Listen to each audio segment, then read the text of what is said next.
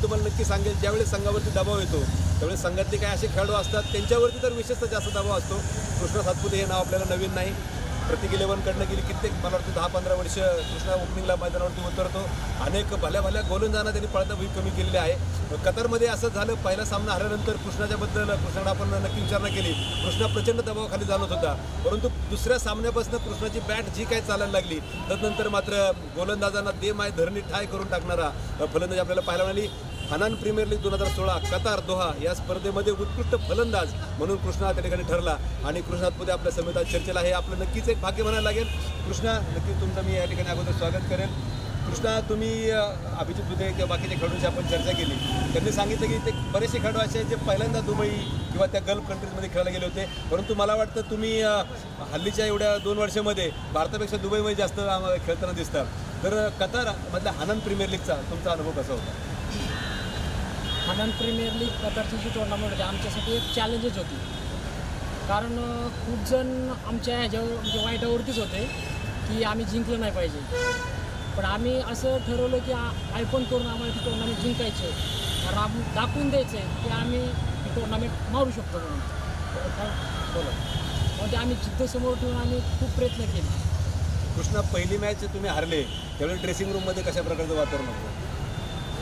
मी match चालू व्हायच्या अगोदरच मी सांगितलं होतं की आपण पहिली मॅच हारणार आहे, कारण आमची फ्लाईट जी होती ती कनेक्टिंग फ्लाईट होती दुबईवरनं कतार.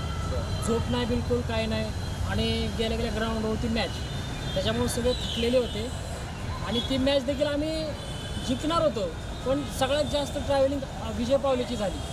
आणि त्याच्यामध्ये आमची एक चूक झाली की विजय पावले फ्रेश नसताना देखील आम्ही त्याला बॉलिंग दिली आणि तो फ्रेश नसल्यामुळं त्याची बॉल जरा बॅट खाली गेले वगैरे, त्यांनी रन्स आले म्हणून पहिली मॅच हारली. मला वाटतं त्यानंतर विजय पावले जबरदस्त कामगिरी झाली. त्याच्यानंतर परफॉर्मन्स बघण्यासारखा होता, कारण मी बोललो होतो की पहिली मॅच आपण हारणार आहे, काय टेन्शन घेऊ नका, मी अगोदरच ओळखलो होतो. बरं, हा संपूर्ण तुम्ही टुर्नामेंट खेळत असताना पहिली मॅच हारल्यानंतर तुमच्यावरती सगळ्यांच्या नजरा रोखल्या होत्या, कारण कृष्णा सातपुते जसे सचिन तेंडुलकर यांना इंटरनॅशनल क्रिकेटमध्ये जशी किंमत आहे तशी टेनिस बॉल क्रिकेट म्हटलं की कृष्णा सातपुते म्हटलं की लोकांच्या गोवाय उंचावतात, लोकांचे कान टावकारतात. आणि पहिली मॅच हारल्यानंतर तुम्हाला फलंदाजीला उतरायचं होतं, परंतु तरीसुद्धा तुम्ही तुमचा आक्रमकपणा कधीच कमी केला नाही हे आम्ही पाहिलं. तर त्याबद्दल तुम्ही काय सांगाल?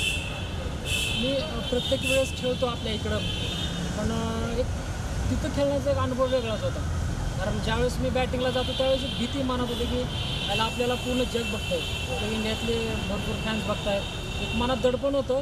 तरी पण मी असं डोळ्यासमोर ठेवलं की आपल्याला कोण बघत नाही आणि बिंदास पहिल्या बॉलपासून खेळा. आपण जर पहिल्या बॉलपासून खेळलो बिंदास तर आपली बॅटिंग होऊ शकते, जर दडपणाखाली खेळलो तर नाही होणार. म्हणून मी बिंदास खेळू शिकलो आणि बॅटिंग चांगलीच. मी लाईव्ह जे प्रक्षेपण होतं जे यूट्यूबवर दाखवलं जातं, अनेक प्रेक्षकांचे आम्हाला मेसेज आले, अनेक प्रेक्षकांनी आम्हाला सांगितलं की कृष्णा सातपुतेला असं काय दैवी देणगी की त्याला एवढी जीवदानं मिळतात. मला वाटतं तुमचे बरेचसे मिडॉनला झेल सुटले. मला वाटतं पहिल्याच मॅचमध्ये तुमचा आपलातून झेल घेतात, तो कधीच होऊ शकत नाही असा झेल घेतला गेला, परंतु नंतर तुम्ही सोपे झेल सोडले. तुमच्या लकबद्दल तुम्ही काय सांगा?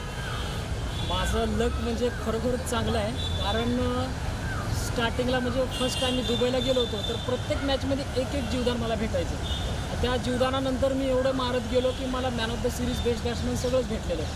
आणि ह्या हनन प्रीमियर लीगमध्ये पण असंच झालं, व्हेरी फर्स्ट बॉलला माझी समोर कॅच सुटली आहे क्वार्टर फायनलला. रेड बुलची टीम होती श्रीलंकन, आणि त्या टीमचं एक वैशिष्ट्य असं होतं की आम्हाला त्यांनी अगोदरच चॅलेंज केलं होतं. आमचे समर्थक इथं आहेत त्यांना की आम्ही त्यांना 1 साईड हारू असं तसं आम्हाला चॅलेंज केलं होतं, जितके दिखाओ इंडिया का टीम को जो अच्छा टीम आहे हो. मी त्यांना सांगितलं बघू आता ग्राउंडमध्ये एक नशिबाने एक साथ दिली, कॅच सुटली, तिथून जी चालू केलं मारायला, मग मी काय थांबलोच नाही. त्याला मॅच झाल्यानंतर भेटलं, मग काय ते चर्चा झाली. तुम्हाला मी तेच विचारणार होतं की मॅच झाल्यानंतर तुम्ही त्यांना काय उत्तर दिलं, काय नक्की काय चर्चा झाली? आमचे प्रेक्षक नक्की जाणू इच्छित, कारण या गोष्टी कधीच प्रेक्षकांपर्यंत पोहोचत नाहीत. नक्की काय त्यानंतर काय बाचाबाची झाली किंवा काय प्रेमामध्ये विषय भेटला? 2-3 असे ओळखीचे होते, त्यांना जाऊन फक्त एवढंच बोललो, हाडलक बॉईज, एवढंच फक्त बोललो, बाकी काहीच नाही. ते समजून घेतलं त्यांनी. म्हणजे शांततेमध्ये तुम्ही त्यांना त्यांचं मन पूर्णपणे हलवून टाकलं अशा प्रकारे होतं. कृष्णा, तुमची टीम मला वाटतं बऱ्याच वेळा मागच्या वर्षी आपण पायलट टुर्नामेंट जिंकली, यावेळेस दुबईमधल्या टुर्नामेंटची सुरुवातच तुम्ही विजयाने केली. एकंदरीत तुमच्या संघातले जे सर्व काही खेळाडू आहेत यांच्या परफॉर्मन्सबद्दल आणि तुमच्या टीमबद्दल तुम्ही प्रेक्षकांना काय सांगा? आमच्या टीमचं महत्त्वाचं म्हणजे कॉम्बिनेशन एक नंबर झालेलं आहे.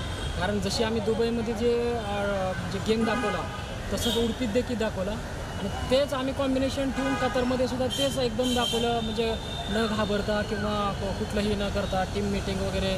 आणि आमचे टीमचे ओनर जे आहेत आरिफ खान, त्यांनी पण भरपूर जिंकण्यासाठी सपोर्ट केला, कारण त्यांची टीम मिटिंगमध्येची बोलण्याची स्टाईल वगैरे एकदम प्लेअरचा आमच्या एक प्रोत्साहन उंचवण्यासारखं असायचं. चांगलं त्यांचं खरंच खूप चांगलं होतं. स्पॉन्सर चांगले मिळाल्यामुळे त्यांनी तुमचं मॉरल कधी डाऊन होऊन दिलं नाही, तुमचा आत्मविश्वास कधी कमी होऊन दिला नाही. मला वाटतं कृष्णा 10 तारखेला तुम्ही परत एकदा दुबई प्रीमियर लीग ही स्पर्धा खेळायला चाललात, त्याबद्दल सर्व क्रिकेट रसिकांकडनं आणि महाराष्ट्र नव्हे तर भारतातल्या तमाम टेनिस बॉल क्रिकेट रसिकांकडनं मी तुम्हाला तुमच्या टीमला शुभेच्छा देईल.